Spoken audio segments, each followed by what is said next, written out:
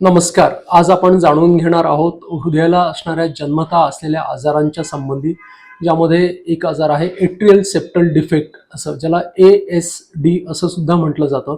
नेमका atrial septal defect किंवा ASD म्हणजे काय आहे हे आपण एक थोडक्यात जाणून घेऊयात. समजा नॉर्मल हृदयाला ह्या पद्धतीने 4 कप्पे असतात. 1, 2, 3 आणि 4. ही हृदयाची उजवी बाजू आणि ही डावी बाजू. तर हे वरचे जे 2 कप्पे आहेत यांच्या मधली जी भिंत आहे, ह्या भिंतीला असणाऱ्या छिद्राला एट्रियल सेप्टल डिफेक्ट म्हणजे ASD असं म्हटलं जातं. उजवी बाजू जी आहे हृदयाची, ह्यामध्ये सगळ्या शरीरातलं अशुद्ध किंवा निळं रक्त येतं, ते इकडनं छातीमध्ये नेलं जातं. तिथनं छातीमध्ये हे रक्त शुद्ध होतं, ज्यामध्ये ऑक्सिजन मिक्स होतो आणि हे सगळं शुद्ध रक्त हृदयाच्या डाव्या बाजूला आणलं जातं आणि मग तिथून सगळ्या शरीरभर हे रक्त पुरवठा केला जातो.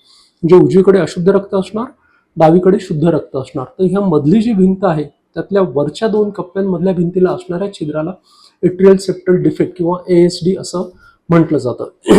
युजली एट्रियल सेप्टल डिफेक्ट किंवा ASD जो आहे हा लहान बाळांमध्ये ह्या आजारामध्ये खूप अगदी म्हणजे 5% बाळांमध्येच पहिल्या 3 वर्ष वयाच्या आतमध्ये लक्षणं जाणून येतात. पहिल्या 3 ते 4 वर्ष वयापर्यंत एट्रियल सेप्टल डिफेक्ट हे कितीही मोठ्या आकाराचा जरी असला तरी सुद्धा त्या बाळांना कुठलेही त्रास होत नाही. बाळांची वाढ अगदी व्यवस्थित सुरू असते, वजन अगदी व्यवस्थित सुरू असतं. जर काळजीपूर्वकपणे आपल्या पिडियाट्रिशियननी ऑस्कल्टेट केलं, म्हणजे स्टेथोस्कोप लावून त्यांना जर कुठला वेगळा आवाज जर ऐकायला आला तर आणि तरच हृदयाची तपासणी सांगितली जाते आणि ती तपासणी सांगितल्यानंतरच ह्या आजाराचं निदान होतं. म्हणजे आपण हे म्हणू शकत नाही की बाळ अगदी निरोगी आहे, त्याचं वजन वाढतंय, त्याला कुठलाही त्रास नाही, तर त्याला हृदयाचा जन्मतः असलेला आजार नाही. कारण की एट्रियल सेप्टल डिफेक्ट हा मुळात आजारच अशा पद्धतीचा आहे की ज्यामुळे कुठलीही लक्षणं येत नाही पहिले 3 ते 4 वर्ष वयापर्यंत.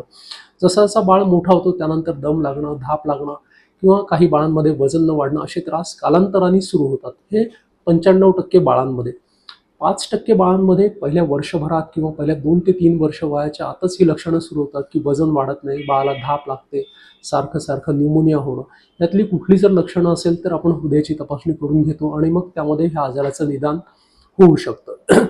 आता एट्रियल सेप्टल डिफेक्ट जे आहे याला ब्रॉडली 3 कॅटेगरीत डिवाइड केलं जातं. एक छोट्या आकाराचं म्हणजे स्मॉल साईज, दुसरं मीडियम साईज किंवा मॉडरेट साईज आणि तिसरं जे आहे ते लार्ज साईजचं. जी लार्ज साईजचे जे डिफेक्ट्स असतात की युजली 8 मिलीमीटर किंवा त्यापेक्षा मोठ्या आकाराची, त्या छिद्रांना ऑपरेशनची गरज पडते. ती तशीच किंवा त्याचीच वाढत्या वयाबरोबर बंद होत नाही. जी स्मॉल आकाराची जी छिद्र असतात, समजा 5 मिलीमीटर किंवा त्यापेक्षा छोट्या आकाराची, त्यांचे बंद होण्याचे चान्सेस खूप जास्त आणि खूप चांगले असतात. तर त्या छिद्रांना आपण काहीही करत नाही, आपण त्यांच्यासाठी फक्त वेट अँड वॉच करतो. जी साधारणतः 5 ते 8 मिलीमीटरच्या मधली आहेत, आपण ज्यांना म्हणतो मध्यम किंवा मीडियम आकाराची ASD, तर त्या छिद्रांमध्ये काही अंशी 50 ते 60% बाळांमध्ये ती छिद्र बंद होऊ शकतात, काही 40 ते 50% बाळांमध्ये बंद होत नाही. मग अशा वेळेस आपण काय करतो की एक वय वर्ष 3 झालं की आपण त्याला बघतो. जर ते छिद्र मोठं असेल किंवा त्याचा हृदयावर परिणाम होत असेल तर त्या अवस्थेत आपण त्याला ऑपरेशनचा सल्ला देण्यात येतो.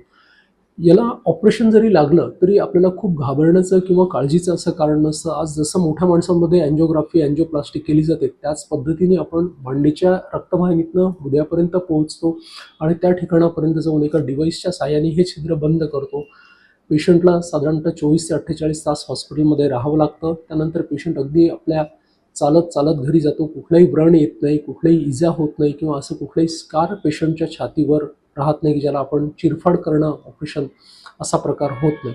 हे छिद्र युजली ॲडल्ट्समध्ये सुद्धा दिसून येतं, मोठ्या बाळांमध्ये सुद्धा दिसून येतं, 14-15 वर्ष वयाच्या मुलांमध्ये सुद्धा दिसून येतं. त्यावेळेस हे लक्षण येतात.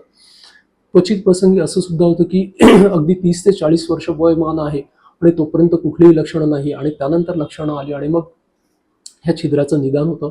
पण हे छिद्र 3 वर्ष वयाच्या पुढे जर असेल, आकार मोठा असेल, तर याला बंद केलं गेलं पाहिजे. त्रास होण्याच्या आधीच आपल्याला हे बंद केलं गेलं पाहिजे. जर वय वर्ष 3 वर्षापेक्षा कमी असेल, त्या अवस्थेत आपण 2.5 ते 3 वर्ष वयापर्यंत निश्चितपणे वाट बघितली पाहिजे, जर बाळाला काही त्रास नसेल तर. तर एट्रियल सेप्टल डिफेक्ट किंवा ASD हा खूप काळजीसारखा किंवा घाबरण्यासारखा आजार नाहीये. हा योग्य वेळेत योग्य उपचार केले तर अगदी व्यवस्थितपणे ठीक करता येतो आणि बाळ किंवा जो कोणी पेशंट आहे तो पूर्ण आयुष्य निरोगी जगतो. एकदा हे छिद्र बंद झालं की याच्याशी संबंधित कुठलाही त्रास राहत नाही. आयुष्यभर एक दुसरं नॉर्मल त्याच्या वयाचा बाळ किंवा पेशंट जो आहे जे काम करतो ते स्पोर्ट्स, ॲक्टिव्हिटीज सगळं आपला बाळ करू शकेल. तर अशा पद्धतीने जर कोणाला ASD असेल तर खूप घाबरू नये किंवा काळजी करू नये. हे छिद्र आपण सहजगत्या हे डिव्हाइसच्या प्रोसिजरद्वारे बंद करू शकतो आणि पेशंट एक निरोगी आणि नॉर्मल आयुष्य जगू शकतो.